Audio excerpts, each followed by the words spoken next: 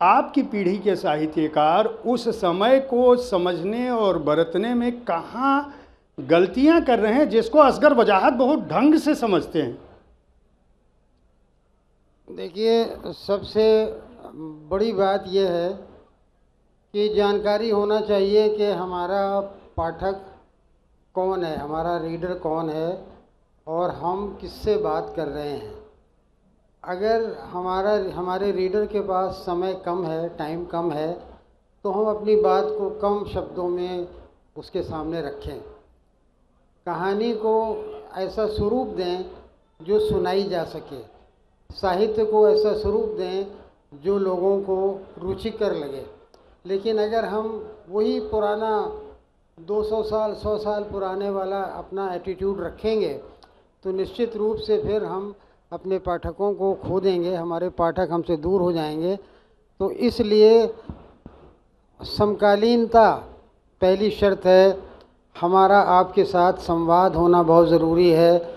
हम ऐसी कहानी लिखें जो कहानी आप सुने तो आपको रोचक भी लगे, आपको प्रभावशाली लगे, आपकी उससे शिक्षा हो। तो इस कार्यक्रम के दौरान भी अगर समय होगा तो मैं आपको एक दो छोटी लघु कथाएं भी सुना सकता हूं। मैं चाहूँगा पहले आप कथा ही सुना दें, क्योंकि आपकी कथाएं बड़ी रोचक हैं। सोशल मीडिया पे मैं देखता हूं, जब भी आप पोस्ट करते हैं आपकी पीढ़ी में ऐसे फॉलोअर और उसको पढ़ के शेयर करने वाले बहुत कम हैं। वो लगातार शेयर होती रहती हैं, इसलिए आपको भी नहीं पता चलता होगा कि इनकी पहुंच कहां तक है।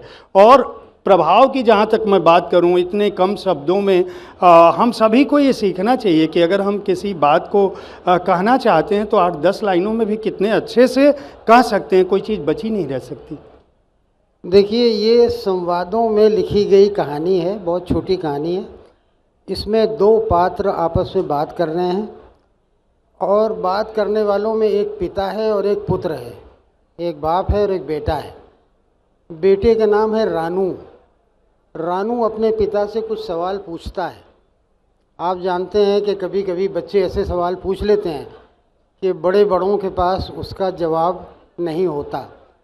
तो ये सवाल जवाब है पिता और पुत्र के बीच में। तो सवाल करने वाला है रानू और उसके पापा उत्तर दे रहे हैं। रानू कहता है कि पापा, ये लोग जो रिक्शा चलाते हैं ये इतने गरीब क्यों होते हैं, इनका जीवन इतना कठिन क्यों होता है? पापा कहता है, गरीब इसलिए हैं कि उन्होंने पिछले जन्म में अच्छे कर्म नहीं किए होंगे। रानू कहता है, पापा आपने पिछले जन्म में अच्छे कर्म किए थे? तो पापा कहते हैं, हाँ हाँ किए होंगे। रानू पूछता है, आपने कौन कौन से अच्छे कर्म किए थे? कुछ न कुछ ज़रूर किया होगा, पर क्या, ये तो पता नहीं। तो फिर आपको ये कैसे पता है कि रिक्शे वाले ने पिछले जन्म में बुरे कर्म किए थे?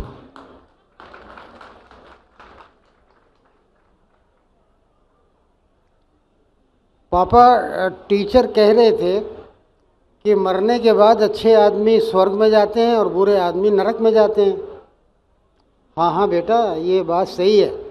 जो अच्छे काम करते हैं ना वो स्वर्ग में जाते हैं और जो बुरे काम करते हैं वो नरक में जाते हैं। स्वर्ग में क्या होता है पापा? अरे स्वर्ग में बहुत अच्छा होता है, बहुत सुंदर है, बड़ा अच्छा जीवन है, खूब खाना मिलता है, बहुत शांति है। पापा और नरक में क्या होता है? अरे नरक में तो कष्ट ही कष्ट है, वहाँ बुरे लोगों को बहुत सज़ा दी जाती है, गर्म तेल में डाले जाते हैं, तरह तरह से भयानक यातनाएं उनको दी जाती हैं, वहाँ का रहना बहुत कठिन है। रानू, तो पापा आपने स्वर्ग और नरक दोनों देखे हैं? सर, मैं यहीं से बात जानना चाहूँगा आपकी कहानियों का। जो मैं संदेश सिर्फ ये देना चाहता था कि वजाहत साहब कितनी छोटी बातों में सवाल जवाब के संदर्भ में बड़े से बड़ा प्रश्न उठाते हैं। अभी जो फिल्म आई थी आपकी gandhi@godse.com, आपके उपन्यास पर आधारित फिल्म थी, उसको लेके बड़ी एक आलोचना थी। हम जिस समय में जी रहे हैं और जिस धरती पर हम हैं, वहाँ पे एक बड़ा संदर्भ है। एक तरफ गांधी को मानने वाले अतिवाद की तरफ हैं, दूसरी तरफ गोडसे मैं नहीं कह सकता, लेकिन जो दक्षिण पंथी विचारधारा है जिसके नायक बहुत सारे लोग हैं, वो कहते हैं कि वो भी एकदम अतिवाद की तरफ हैं कि हमें बहुत सारी सांप्रदायिकता, तुष्टीकरण, पृष्ठपोषण, बहुत सारी ऐसी चीज़ें हुई हैं जिनका प्रतिकार जरूरी है। ये दो ध्रुवों पे हम बढ़ते जा रहे हैं और जहाँ जीवन का संघर्ष पूरी दुनिया में ये देखने को मिल रहा है। अगर हम फिलिस्तीन और इजराइल की बात करें तो वहाँ भी ये चल रहा है। मनुष्यता के सामने जो संकट है और जो नई पीढ़ी के सामने संकट है, वह जिस युग में जी रही है, वैसे समय में उसको ऐसे गंभीर विषयों से कैसे जोड़ा जा सके कि वह अपने अतीत की हुई गलतियों और उस समय के नायकों के सही स्वरूप को पहचान कर अपना आगे का जीवन सुनिश्चित कर सकें। देखिए, ऐसा है कि इसने जो फिल्म की आपने चर्चा की, जो राजकुमार संतोषी ने डायरेक्ट की है, मेरे नाटक पर बनी फिल्म है, वो गांधी गोडसे एक युद्ध। ये नाटक मूल रूप से जो बात कहता है वो बात कहता है कि संवाद होना चाहिए, बात होना चाहिए। आपका चाहे कोई जितना भी विरोधी हो, आप किसी की बात से सहमत नहीं हैं, लेकिन उससे बात तो करें, उससे बात करना ज़रूरी है।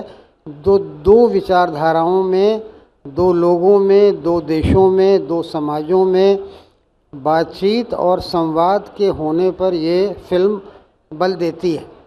और ये संवाद इस फिल्म में हो रहा है महात्मा गांधी और गोडसे के बीच में।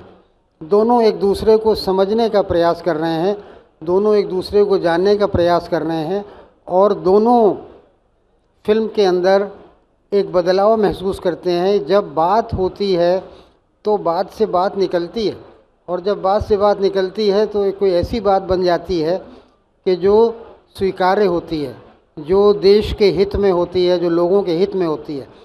हमारी सबसे बड़ी आज समस्या ये है कि हम संवाद नहीं करते, हम बात नहीं करते, धारणा बना लेते हैं, धारणा बना के बैठ जाते हैं। हम ये समझते हैं कि दूसरे के बारे में जो हमारी धारणा है बिल्कुल पक्की हो गई है, अब हमें उसके बारे में कुछ पूछने जानने की आवश्यकता नहीं है।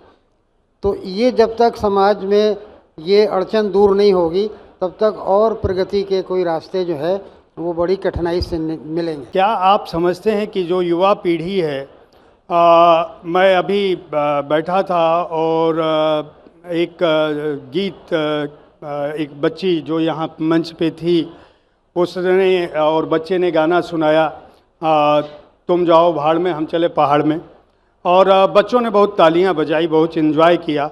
एक तरफ जिस समय में हम थे उसमें कहा जाता था अभी न जाओ छोड़ कर कि दिल अभी भरा नहीं, जो तुरंत बाद में हमारे एंकर ने सुनाया।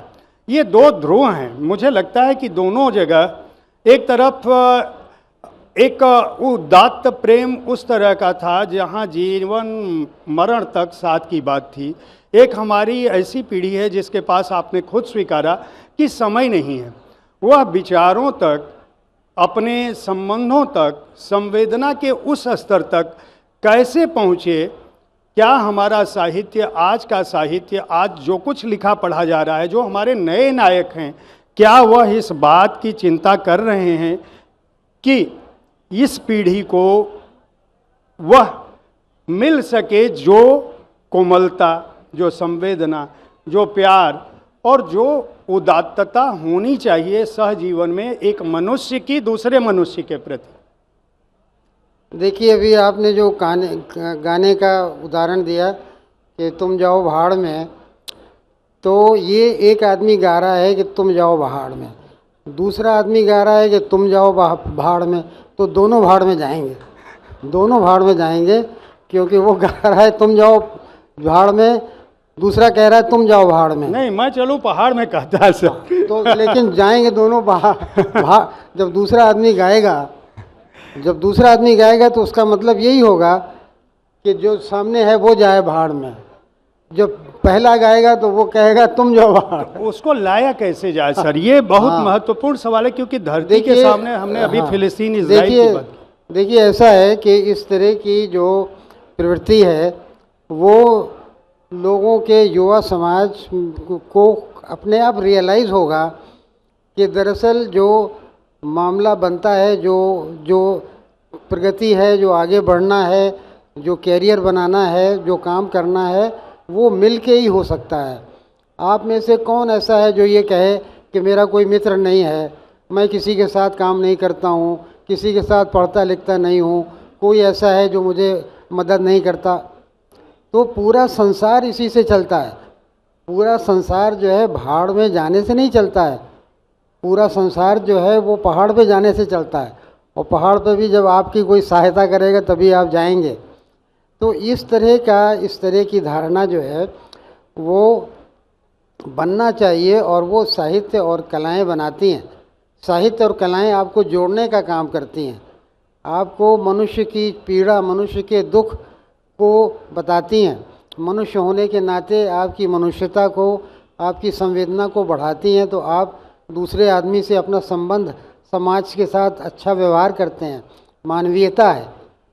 तो अगर कोई कह रहा नहीं मानवीयता ख़राब है, तो उससे कहोगे क्या तुम्हारे लिए भी ख़राब है? तो ठीक है। मतलब यह है कि पूरे समाज ही नहीं चलेगा अगर हम इतने स्वार्थी हो जाएंगे कि हम अपने अलावा और किसी के बारे में, अपने माता पिता, भाई बहन, रिश्तेदार, दोस्त, पड़ोसी, मोहल्ले वाले, देश वाले, देशवासी, किसी को चिंता नहीं करेंगे और कहेंगे सब भाड़ में जाएं। तो अगर सब जाएंगे तो फिर हम भी चले जाएंगे। मैं ये जानना चाहता हूँ सर कि आपने दुनिया भर के बहुत सारे देशों की यात्राएं की हैं, और जहाँ तक मैं चाहता हूँ हमारी नई पीढ़ी ये जान सके कि घूमना किसको कहते हैं, यात्राएं किसको कहते हैं, संस्मरण कैसे तैयार होते हैं, और किसी देश को समझना है या किसी शहर को समझना है तो उसके लिए क्या कुछ किया जाना चाहिए। कौन सा ऐसा देश है या कौन सा ऐसा शहर है जहां पहुंचकर आपको खुद यह महसूस हुआ कि इन लोगों ने अपनी संस्कृति को, अपनी सभ्यता को, अपने अतीत को और अपनी गरिमा को बचाने के लिए बहुत सारा काम किया, और वह काम भारत में हमारे बच्चों को, हमारे प्रशासन को, शासन को, युवा पीढ़ी को करना चाहिए? देखिए, जिन जिन देशों में मैं गया तो वहाँ के जो आम लोग हैं, जो साधारण लोग हैं, उनके साथ जो अनुभव हुए, तो उन अनुभवों से ये लगा कि दरअसल ये लोग मानवता पर विश्वास करते हैं, ये लोग जो हैं मानवीय संबंध बनाते हैं, और ये देश काल और भूगोल की सीमाओं से ऊपर हैं। इनके लिए अर्थ नहीं है कि कोई आदमी बाहर का है, कोई आदमी अंदर का है, बल्कि मनुष्य होने के नाते उन्होंने मेरी बहुत सहायता की। तो जहाँ जहाँ भी मैं गया, साधारण लोग, उनके अंदर किसी भी प्रकार की कोई प्रेजुडिस नहीं है, कोई किसी भी प्रकार का। अब मैं किसी एक देश का नाम नहीं लेना चाहता क्योंकि इतने देशों में गया हूँ और हमेशा मेरी मदद की है। ये भी ज़रूर हुआ है कि कठिनाई भी कहीं हुई है, कहीं दिक्कतें भी आई हैं, लेकिन घूमना जो है वो दिक्कत आने के लिए ही होता है। अगर आराम करना है किसी को तो वो फिर घूमने न जाए, घर में ही बैठे।